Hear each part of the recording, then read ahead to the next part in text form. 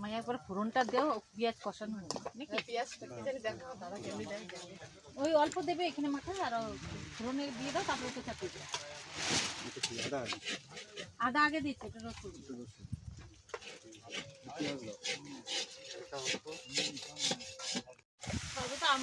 হ্যাঁ, সে তো সহযোগিতায় তোমরা না থাকলে এরা খুন্তি নাড়তে পারতো কি, সেটা 100 বার। দেখি কে কে রান্না করছে, বদ্দা আর রাহুল কোথা। এই যে সহযোগী শিল্পী, এরা সব এই যে সহযোগী শিল্পী। রান্না প্রায় নরম হয়েছে, কমপ্লিট। কালারটা দারুণ এসছে, কাঠের উনুনে দেশি মুরগি। হ্যাঁ, দুই রাঁধুনি।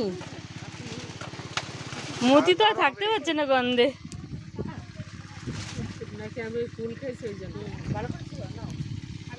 দারুণ হয়েছে, দারুণ হয়েছে দেখতে কালারটাই। আমি পিঠে না গেলে এখন একটু টেস্ট করতাম। একটু সরে বসো, তাপটা কম লাগবে। কোথায় ছেলে মেয়েরা? ই মা, আমিও করব, আমিও করব।